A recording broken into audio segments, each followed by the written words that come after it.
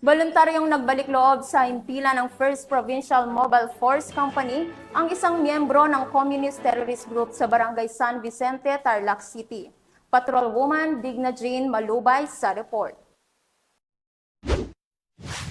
Voluntaryong nagbalik loob ang isang miyembro ng Communist Terrorist Group sa himpilan ng First Provincial Mobile Force Company sa Barangay San Vicente, Tarlac City. Ang pagbabalik loob ay resulta ng matagumpay na negosasyon ng mga tauhan ng First Provincial Mobile Force Company kasama ang Tarlac City Police Station, Tarlac Provincial Intelligence Unit, Police Intelligence and Detective Management Unit at Regional Intelligence Division 3. Kinilala ni Police Lieutenant Colonel Rayson M. Bagain, Force Commander ng First Provincial Mobile Force Company, ang dating rebelde na si Caputo Maisawa at residente ng Barangay Balete, Tarlac City. Ayon sa impormasyon, voluntaryo ring isinuko ng dating rebelde ang isang homemade shotgun, isang homemade caliber 9mm automatic rifle na parehong walang serial number. Ang mga isinukong armas at ang dating rebelde ay kasalukuyan ng nasa kustodiyan ng Tarlac First Provincial Mobile Force Company para sa wastong dokumentasyon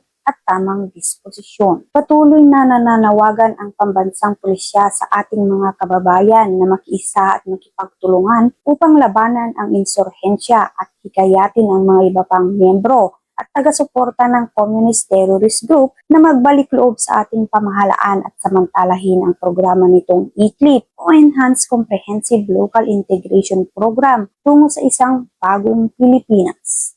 Mula dito sa Tarlac Police Provincial Office, ako ang inyong PNN correspondent, Patrolwoman Digna Jane Tenorio Malubay, alagad ng batas, tagataguyod ng Balitang Pulis.